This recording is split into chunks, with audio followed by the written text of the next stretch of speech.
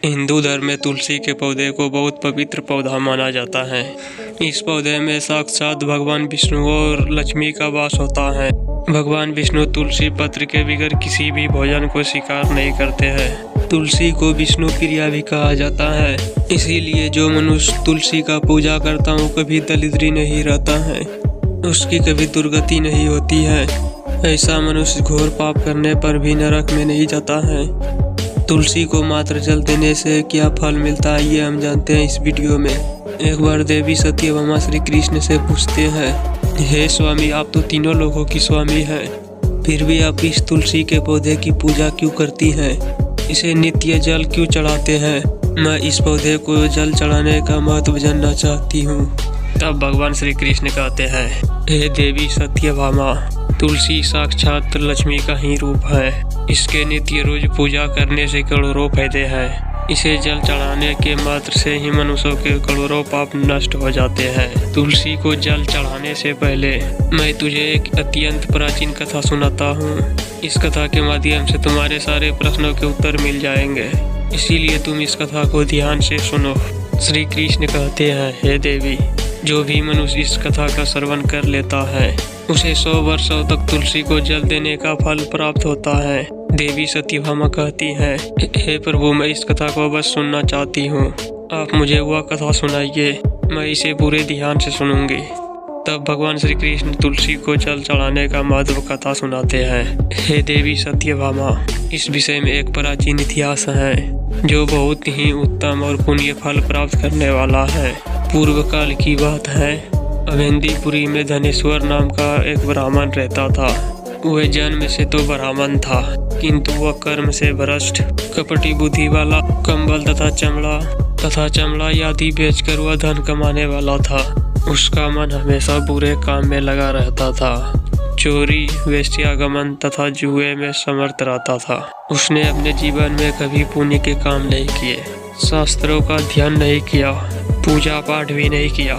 सदैव अपना मन दूसरों के धन पर लगा कर रहता था। वह दिन में धन कमाता और रात में वेश्याओं के साथ रात बिताता।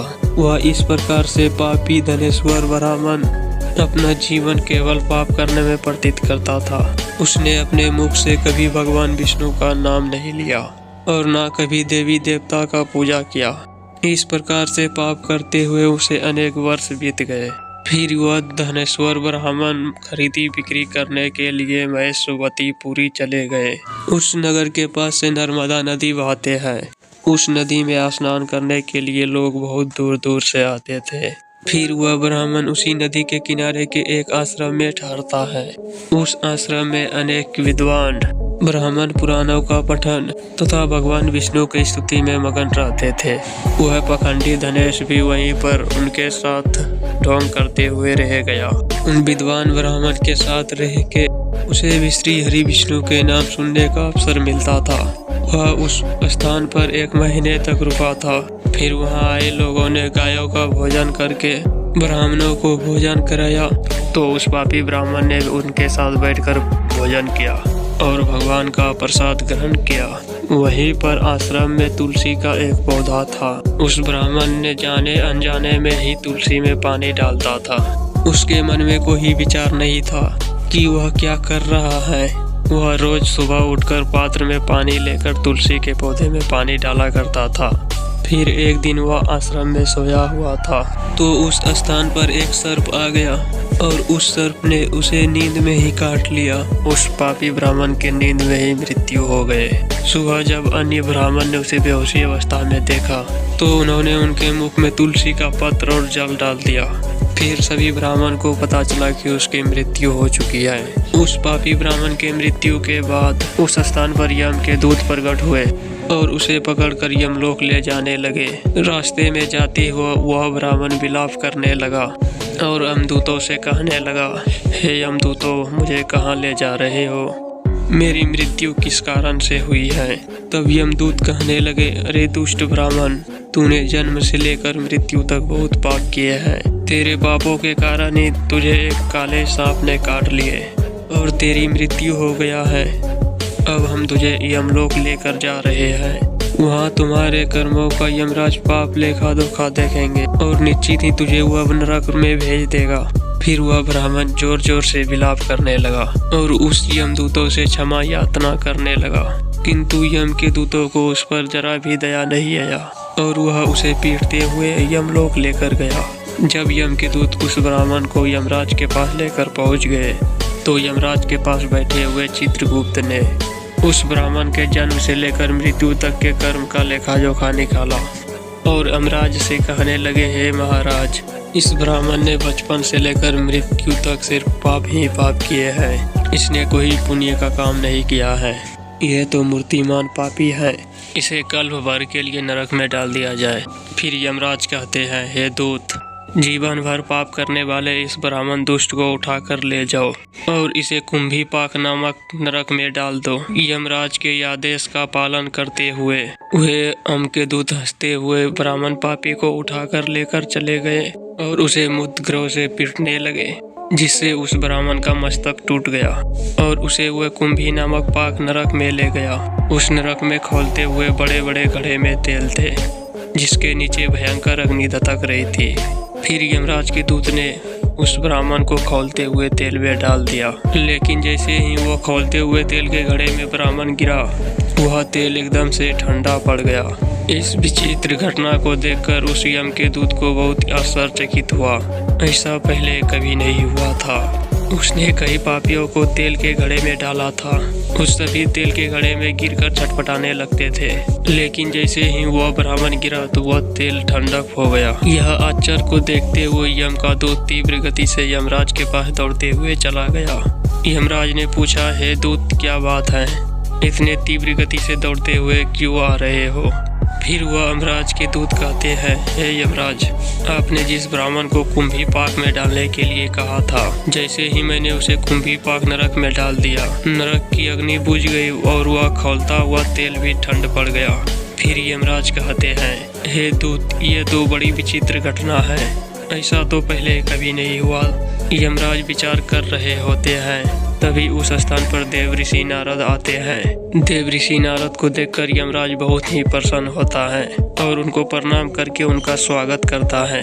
फिर यमराज नारद जी से कहते हैं, हे देवऋषि, आप उचित समय पर आए हैं। हमने एक पापी ब्राह्मण को कुंभीपाक नामक नरक में गिराए हैं, किंतु उनके गिरते हुए ही नरक की अग्नि ठंडी पड़ गई और खौलते हुए तेल ठंडे पड़ गए हैं। तब देवर्षि नारद यमराज से कहने लगते हैं, हे धर्मराज, आपने जिस ब्राह्मण को कुंभीपाक नामक नरक में डाले हैं, वह नरक में डालने योग्य नहीं है, क्योंकि इस ब्राह्मण के द्वारा अनजाने में ऐसा कर्म हो गया है जो नरक का नाश करने वाला है। जो मनुष्य पुण्य कर्म करने वाले लोगों के साथ रहते हैं, उसे उसकी पुण्य की भाग अवश्य मिलता है। और यह ब्राह्मण तो भगवान विष्णु के भक्तों के साथ 1 महीने तक रहा है। इस ब्राह्मण ने आश्रम में रहते हुए नित्य तुलसी को जल अर्पण किया है, इसीलिए यह बहुत बड़ा पुण्यवान बन गया है। इनके समस्त पाप नष्ट हो गए हैं। यह ब्राह्मण अब विष्णु लोक जाने का अधिकारी बन गए हैं। इस ब्राह्मण ने अनजाने में ही इतना पुण्य कमाया है जो जन्म जन्मांतरों में मनुष्य को प्राप्त नहीं होता है। इसीलिए आप इसे नरक में ना पकाओ। इस ब्राह्मण के पापों के लिए केवल इसको इतना दंड दो, इसे नरक लोक का दर्शन कराओ। देवऋषि नारद का वचन सुनकर यमराज बहुत प्रसन्न होते हैं और ब्राह्मण को कुंभीपाक नामक नरक से निकाल कर लाते हैं और अपने दूतों से कहते हैं, हे दूत, इस ब्राह्मण महात्मा को ले जाओ और पूरे नरकों का दर्शन कराओ। फिर यम के दूत उस ब्राह्मण को ले जाते हैं और संपूर्ण नरकों का दर्शन कराने लगते हैं। भगवान श्री कृष्ण कहते हैं, हे देवी सत्यभामा, इस प्रकार से यम का दूत उस ब्राह्मण को संपूर्ण नरकों का दर्शन कराते हैं और यक्ष लोक में ले जाते हैं और फिर वह ब्राह्मण एक यक्ष बन जाते हैं। श्री कृष्ण कहते हैं, हे देवी, वनस्पति नाम तुलसी, मासा नाम कार्तिका प्रिय, एकादशी तिथि न वनस्पतियों में मुझे तुलसी प्रिय है, मास में कार्तिक मास, तिथि में एकादशी और क्षेत्र में मुझे द्वारका प्रिय है। इसीलिए जो मनुष्य नित्य तुलसी का पूजा करता है, तुलसी को नित्य जल देता है, वह मुझे सबसे अधिक प्रिय है। उस मनुष्य की कभी दुर्गति नहीं होती है, वह कभी नरक में नहीं गिरता है। जिन घरों में तुलसी का पौधा सदैव ही हरा भरा रहता है, उस घर में सुख शांति और समृद्धि बनी रहती है। भगवान विष्णु की पूजा में और उन्हें चढ़ाने वाले भोग में तुलसी के पत्र अवश्य होने चाहिए, क्योंकि तुलसी पत्र के बिना भगवान विष्णु कोई भी भोग स्वीकार नहीं करते हैं। इसीलिए प्रत्येक घर में तुलसी का पौधा अवश्य होना चाहिए। अगर आपके घर में तुलसी है तो सुख शांति और समृद्धि के लिए तुलसी को चुनरी जरूर चढ़ाना चाहिए। हमेशा ध्यान रहे, तुलसी का पौधा चुनरी के बिना अधूरा रहता है। तुलसी केवल एक पौधा नहीं है, वह देवी है, विष्णु पत्नी है। इसीलिए तुलसी को चुनरी अवश्य ही चढ़ाने चाहिए। इससे पति पत्नी में प्रेम और विश्वास बढ़ती है। इससे घर में रहने वाले महिला सदा सुहागन और सौभाग्यशाली रहता है। तुलसी का विवाह भी अवश्य करना चाहिए। इससे मनुष्य का सभी दुखों का अंत होता है और सांसारिक जीवन सुखमय बीतता है। तुलसी के पौधे के पास अपने मुख से अपशब्द नहीं बोलने चाहिए।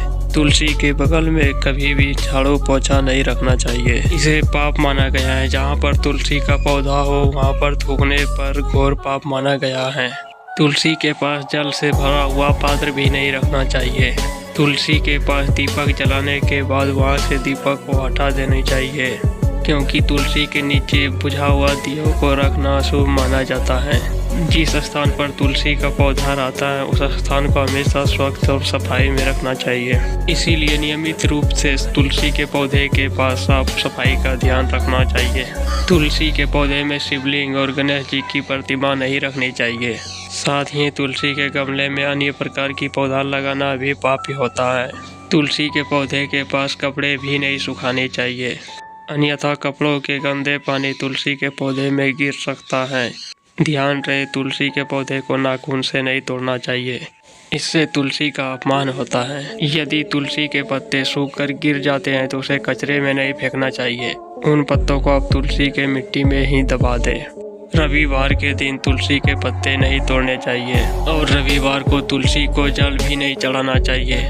बाकी अन्य दिन तुलसी में जल चढ़ाना चाहिए और शाम के समय एक दीपक जलाना चाहिए। अक्सर महिला स्नान के बाद खुले बाल में ही तुलसी को जल देते हैं। ऐसा करना गलत होता है। तो प्यारे दर्शकों, हमारा यह वीडियो आपको कैसा लगा? अगर वीडियो अच्छा लगा हो तो वीडियो को लाइक एंड चैनल को सब्सक्राइब करें। मिलते हैं नेक्स्ट वीडियो में, तब तक के लिए जय हिंद, जय भारत, जय श्री कृष्ण।